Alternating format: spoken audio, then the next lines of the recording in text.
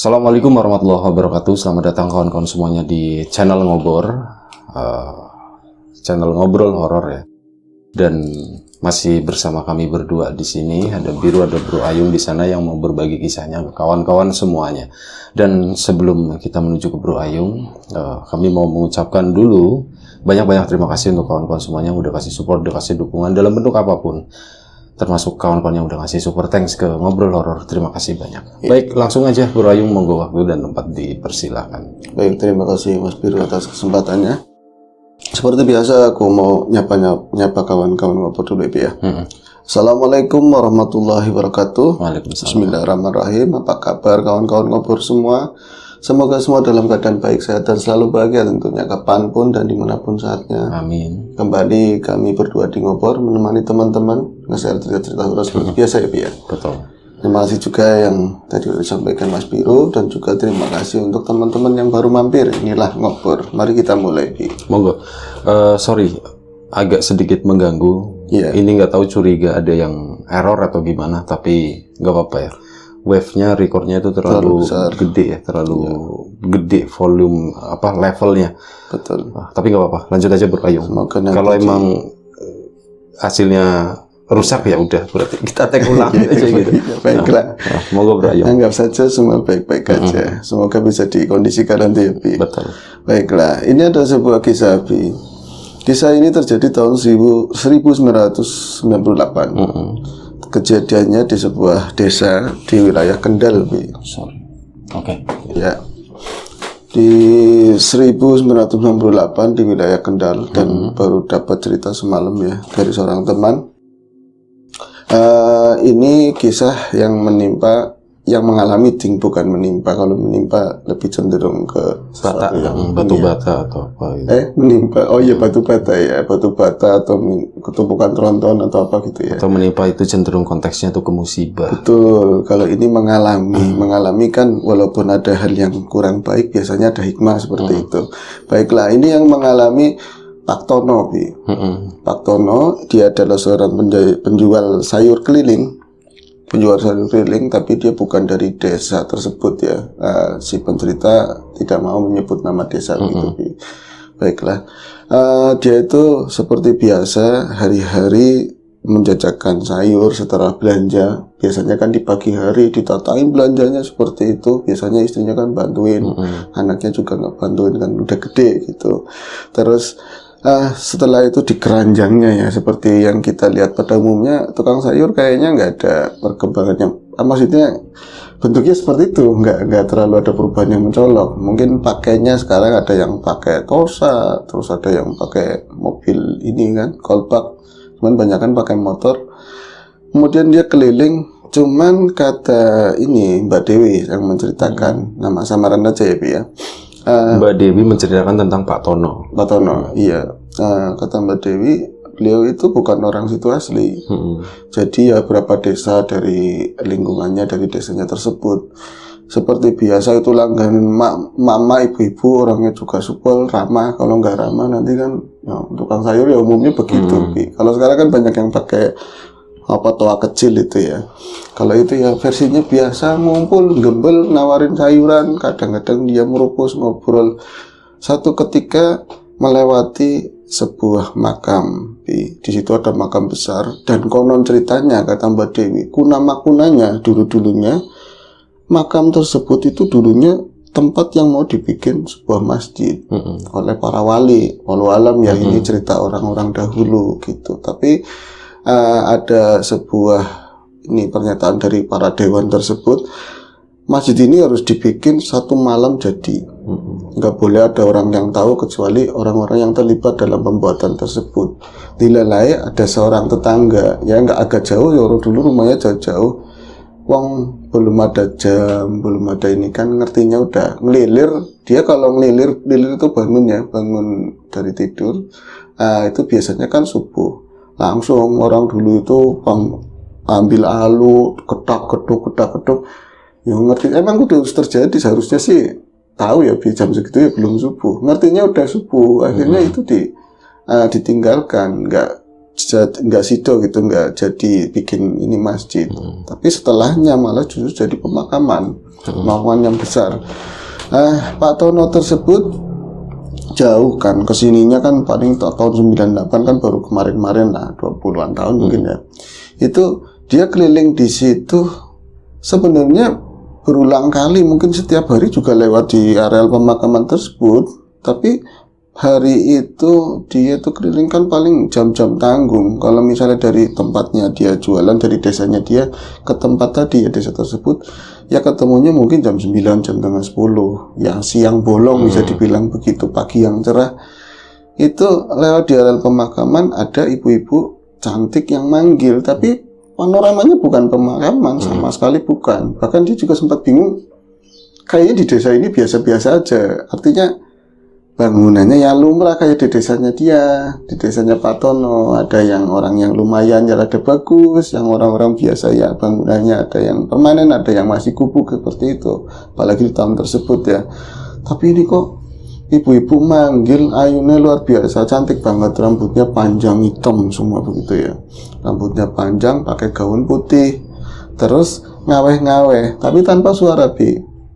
Rene gitu kan. Orang ada rumah banyak, ada rumah banyak, ini target mau masuk apa enggak ya? Mau masuk kan kayak ada jalan yang belah di tengahnya, dia cuma berhenti di pertigaan sama jalan yang biasa dilalui tadi loh. Diaweh sama ibu tadi. Masuklah dia ke sana.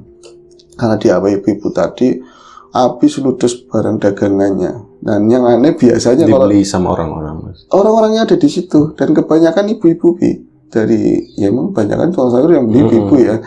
Cuman yang aneh hari itu biasanya kan tetangga udah ada yang ngambil, entah bayar nanti siang atau apa, terus geser lagi ada kerumunan, itu nggak ada yang beli belas. Jadi masih penuh full sayuran tersebut. Dia sengaja ngampleh di tempat mana? Gue nggak ngerti maksudnya gimana. Katanya habis tadi.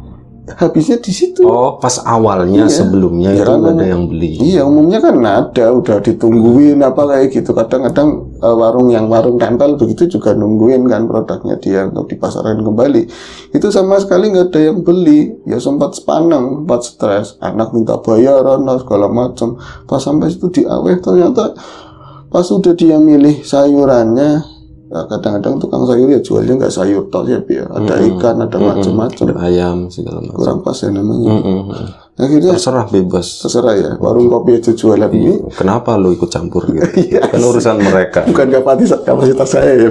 Baik Pak apa kan untuk Sumatera. Padahal subscriber tukang sayur itu ada 1000 berapa gitu ya. Banget. Ini pernyataan langsung ya. Terus dibeli sama ibu-ibu tadi, yang lain pada keluar rumahnya bagus-bagus, dia malah longo, banyakan longo, pada kayak ngambilin sendiri, terus bungkus, plak, duit ditaruh di atas, di ini keranjangan atas yang paling atas itu, plak ditaruh di situ. Dia cuma ngeliatin rumahku apik-apik banget loh. Saya kayak perasaan kesini apa kapan, apa belum pernah lewat sini. Jam segitu kan perumahan kayaknya nggak umum di kampung ya. Cuma ini bangunannya indah-indah banget, bagus-bagus, orangnya cantik-cantik, begitu. Dihitung duitnya, dapat banyak. Bahkan tadi biasanya ada yang nganyang, ada yang nawar, terus biasanya jam bayarnya besok. Kalau lewat lagi kurangnya, ini malah melebihi ini loh target. Akhirnya karena udah habis, pulang dengan bahagia gitu Bi. Nah, sebelum sampai motornya nggak dibawa. Enggak, keranjangnya dilemparin ke rumahnya itu. Bawanya bahagia doang. Bawanya bahagia doang. Akhirnya dia pulang jalan kaki sambil gendong bahagia. Oh, bahagianya. Iya. Buat dipersembahkan ke keluarganya. Keluarga. Ditanya motornya mana Pak? Motor nggak penting, yang penting bahagia. Yang penting gitu. bahagia. Apa sih arti sebuah motor kayak gitu kan? Akhirnya kan kredit gitu kan. Enggak sih.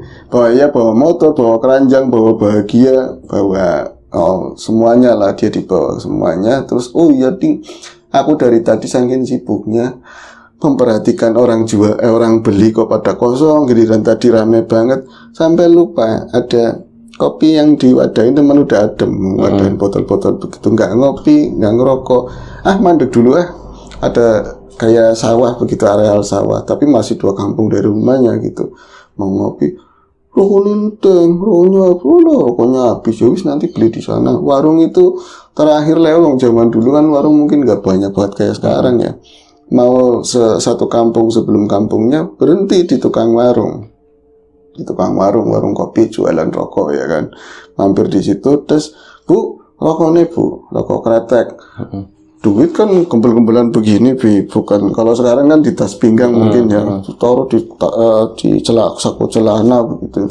Dikeluarin semua begini. Piro Bu? 7.000. Zaman itu 98 7.000 ya udah rokok bagus mungkin ya, Bi. Rokok-rokok sekarang. Mau ngambil begini, dia ambil resek-resek gitu, 7.000 Bu, sambil ngacak. Banyak kan duitnya duit gede semua, bukan yang receh gitu. Terus ini kok resek-resek, bunyinya beda. Pas dilihat begitu, daun, semuanya itu daun. Tapi tinggal terselip satu doang, satu-satunya duit itu memang duit beneran, 10.000. Berarti semua yang di tas itu tadi dia ngantongin daunan kering tapi nggak sobek, kayak lentur begitu, Bi. Walaupun tetap kresek-kresek begitu, tetap ada ininya, kerasa kasar gitu ya. Mirip banget kayak duit masih sama. Harus diambil begitu, kaget. Antono, kenapa gitu? Kenapa Pak? Tiwasan gitu orang sana mungkin ngomongnya seperti itu, Bi. Aku nyontohin tiru-tiru di ketoprakan ya. Tiwasan, kenapa Pak? Ini yotrone kok kados niki, ini duitnya kok seperti ini. Tapi mau ngejelasin, ini hal yang gak lumrah, Bi. Takutnya warung malah yang kepikirannya enggak apa-apa Bu. Yang ini langsung ditaruh di belakang, di keranjangnya dia langsung daun-daunannya. Siapa tahu nanti sampai rumah jadi duit lagi. Mung-mungnya diliatin begini. Mau beli apa enggak? Malah duit kok diliatin seperti itu. Jadi beli apa enggak? Jadi. Kenapa sih Pak? Kok pucat? Enggak apa-apa sampean meriang. Ora Bu, enggak apa-apa. Beli rokok tersebut tinggal 3.000, Bi. Pusing kan? Besok mau belanja lagi gimana? Duit yang kemarin juga udah habis. Anak minta bayaran. Akhirnya mau pulang kemana lagi ya kecuali ke rumah. Ngomong seadanya sama istri. Yang penting anak jangan sampai dengar gitu kan. Pulang ke rumah lesu. Istri udah nungguin. Pak, tumben teman. Pagi-pagi udah pulang. Biasanya kan sampai siang, jam 2 baru pulang. Tumben teman, jam segini udah pulang. Alhamdulillah Bu, ada yang borong perumahan daerah sana. Oh ya syukur-syukur. Besok lewat situ lagi Pak, bawainnya yang banyak. Yang banyak gimana, yang buat belanja nggak ada. Kok isone kayak kui, kok isone mau duit tulis semenit dok. Ya tinggal 3.000 perak, Bi. Masa sayuran segitu tinggal 3.000, diceritain semuanya, Bi. Ini kalau rokok mau dimasak rokoknya kayak gitu, Bi. Akhirnya, aduh kok bisa kayak gini ya. Akhirnya dia itu nyerahin 3.000 plak begini, istrinya lesu, Bi. Anak minta bayaran besok segala macam. Lah dia sambil ngerokok begitu. Sini ada yang nangkuk, apa maning gini? Ganjel lagi di celana. Disakuin, diambil lagi. Ada 10.000 lagi, Bi. Loh kok ada 10.000 maning? Tadi udah semua dirogo-rogo, cuman nggak telanjang doang, Bi. Ini duit apa merojol atau gimana? Kok ini ada 10.000 lagi. Lah Pak, itu ada duit lagi. Iya Bu, tapi duitnya persis kayak tadi. Ya 10.000 ya sama kayak yang tadi. Enggak, maksudnya kotornya apanya persis, Bi. Kayak tekukannya juga mirip. Yang buat beli rokok tadi ya? Iya, kayak yang beli rokok tadi. Lah Pak, sini Pak. Enggak. Dia dipikir sendiri. Lu duit mau diminta kok nggak boleh. Dia dipikir tadi 10.000 duit yang ini. Saya buat beli kembali 3.000 saya kasih istri, kenapa masih ada duit yang sama? Akhirnya kan improv. Enggak Bu, aku sing tuku sih. Dia ke warung dekat-dekat rumah beli apalah yang gak pati penting gitu kan, Bi. Beli dapat kembalian ya 1.000 aja kan, dapat kembalian 9.000. Ini dipegang sek ada lagi 10.000 lagi. Wah, kata dia, walaupun aku kehilangan duit yang ya taruhlah mungkin waktu itu 150 atau berapa, tapi duit ini sama anak. Duit ini bisa beranak. Iya bisa beranak. Akhirnya, Bu, tambahin sayang Bu. Tadi katanya 3.000.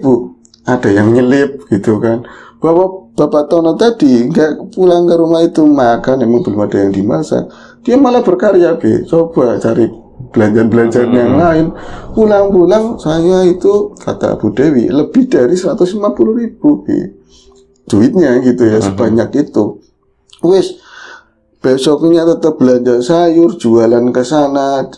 Kemarin ya, daerah kemarin lewat situ nggak ada perumahan dan tepak motornya aja masih ada. Di perasaan seperti itulah, wong musim bukan musim kering ya, masih ada kalau dia minggir begitu disuket-suket gitu rumputan. Ini makam gede dan saya memang biasa lewat sini. Kemarin aku pengen sih ya kenapa ya bisa kayak gitu, tapi dapat rezeki. Apa jangan-jangan yang mati wadon gabe perempuan semua cantik-cantik. Mbuh orang mikir ini. 3 hari berarti dia jualan sayur tetap laku seperti biasa, pulang jualan sayur dia itu ngarya.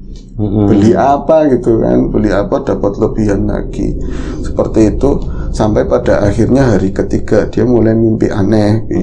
Katanya mulai mimpi aneh, jadi di setiap mimpi itu dia didatangin pertamanya wanita-wanita cantik yang kemarin-kemarin harusnya beli, tapi pakainya nggak kayak gitu lah. Ada di suatu tempat tertentu, tapi bukan di rumah-rumah itu. Mereka itu kayak semacam ngerayu atau memanjakan Pak Tono, muter gitu, dan mukanya apal. Ini ibu-ibu yang kemarin cenderung mukanya sama. Itu seneng kayak disanjung-sanjung, Pak Tono dimanjakan, yo ada nafsu segala macam, tapi nggak sempat melakukan hubungan badan. Tapi dia itu rasa aku itu ndak mimpi, jelas cetak banget, kerasa bisanya tuh bisa apa aja lah pokoknya. Itu mimpi kayak gitu sering terus dan terus. Tapi ketika hari ke-7 dari pertama dia punya duit, mulai ada keanehan. Kalau perempuan-perempuan yang ngumpul itu tadi udah ngerubutin dia, di sebuah taman atau benar-benar latarnya hitam semua, ketika mereka keluar, maksudnya itu pergi dari Pak Tono, wujudnya berubah-ubah kayak gitu. Dan itu mulai ada ketakutan, serem, semuanya serem, dan kebanyakan itu yang ininya panjang-panjang semua, ini bercaling. Pokoknya kebanyakan kayak gitu, dan mulai nampak memang ada sosok laki-lakinya, tapi dia selalu begini terus. Setiap mimpi-mimpi berikutnya dia nggak pernah ikutan gerombol gitu. Kayak seolah-olah kayak nonggokan kabeno itu cewek-cewek buat kamu. Tapi di mimpi Tono juga termasuk orang yang sebenarnya yang taat, Bi. Jadi dia nggak kerayu sama cewek-cewek tadi, perempuan muda tadi. Tapi dia juga mungkin aku bisa kerayu kata Mbak Dewi. Tapi kalau melihat gimana mau melakukan apapun, orang di sana aja kayak bapaknya atau apa selalu begini, teng-teng begitu kan. Kayak sedekap begini ya, selalu ngeliatin. Itu akhirnya duit tetap dibelanjain, tapi hati semakin resah. Dan itu diceritain sama istri. Mulai dari awal, istri kan baru tahu ternyata, pantesan sampean beli burung bagus, beli apa. Tapi duit setoran sayur yang buat istri tetap buat belanja, tetap buat belanjaan, tetap. Ini duit dari rumah, ternyata duit kayak gitu, Pak. Kalau kayak gini, ayo melu katanya, ikut sama istri dia ke tempat kiai di sebuah pesantren sana, mungkin dekat pesantrennya, tapi pesantrennya apa nggak tahu. Terus diceritain sama Pak kiainya di situ. Akhirnya apa? Nana mereki mana katanya didoain air, didoain terus diusap-usap ke mukanya, didoain pokoknya air duit itu dicelupin ke air tersebut. Dicelupin air tersebut, terus kamu lagi didatangin perempuan tadi, berhubungan apa enggak? Cuman bisa kayak gitu. Itu Pak Tono di situ kayak bener-bener cengok, jadi nggak kayak biasanya tuh rame atau apa, plongo di situ. Terus ya udah bawa pulang, nggak apa-apa, pelan-pelan nanti urusan kami kayak gitu, Bi. Nah setelah pulang dari sana, hari berikutnya kan udah baikan, dia udah normal kembali, ngobrolnya apa kembali, iseng duit yang kemarin masih dikantongin. Emang disuruh kiainya, Pak ini duitnya gimana? Ya pasti bawa, dibeliin hilang, beliin apa? Nggak balik lagi gitu ya. Beliin 1.000 ya kembali 9.000, dimanapun ya nggak ada duitnya udah. Akhirnya dapat. Setelah duit ini benar-benar habis, Tono juga penasaran, dia kembali normal pikirannya, datang lagi ke sana ngomong Pak Kiai, Pak sebenarnya duit apa Pak? Itu namanya duit balik. Tapi kan berarti mereka kasihan sama saya, Pak, orang susah. Ya jeratannya bangsa kayak gitu ya begitu. Duit apa? Duit balik. Itu ya jeratannya begitu, nguji iman kita, seolah-olah dia nulungin dapat balikan duitnya, padahal itu udah ada ikatan perjanjian.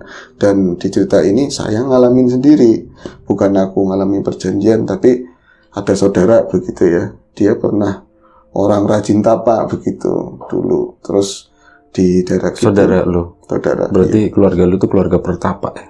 Keluarga pertapa. Ini aja sambil pertapa. Satunya ngobrol, satunya pertapa. Itu dikasih pecahan 50 ribuan. Yang lain itu ada yang 2 bulan di situ dapatnya 2 ribuan, ada yang 5 ribuan. Ini saudaraku dapat 50 ribuan. Dia nggak bertawa sama sekali, baru masuk ke dalam gua udah kejatuhan di hidungnya, pluk, dibuka begitu. Buat kamu Nok, itu katanya. Akhirnya kan dia improv, pas udah bisa kayak gitu, ngomong sama aku nggak ikut-ikutan sebenarnya. Jadi kurirnya doang karena nggak bisa naik motor. Mas, boncengin aku yuk. Ke ini, jangan warung-warung yang kecil, kasihan katanya begitu, bawa tepak warnanya hijau. Nanti misalnya ke tadi warung-warung yang gede, market atau apa, udah beli lumayan kata dia, di parkiran begitu lagi tepaknya. Hah, ada lagi. Akhirnya kan lama-lama curiga kan aku, kamu maksudnya apa sih ini? Duitnya balik maning, duitnya balik lagi. Nanti kalau kliwon kamu lihat, yukit begitu emang berdiri begitu. Tapi dia berdiri, kalau ini kan duit kotak, itu miring ujungnya begini. Jadi ada kembang, ada apa, dia begini. Itu pun setelah kemarin akhirnya menyadari ternyata itu muslihatnya Bang Sasana untuk ikat sebuah perjanjian. Akhirnya setelah paham, duit itu nggak pernah ada lagi. Bisa diapain? Dibuang atau? Ya dia menyadari aja, dia menyadari, terus ada orang yang ngasih tahu itu nggak bagus, ini begini-begini. Coba dicari di kotaknya. Pakai bocah kecil yang buat SD itu, nggak ada sama sekali di tepak itu. Konon sih perjanjian itu tetap berlangsung, mungkin pelan-pelan waktu itu dia bisa melepaskan atau belum, aku nggak ngerti. Aja sih. Ya jeratannya macam-macam seperti itu maksudnya. Oke. Udah kelar bro. Udah, oke, baik, terima kasih bro yang atas ceritanya, sebuah pelajaran buat kita semua ya tentang itu ya, lagi-lagi tentang tipu muslihat.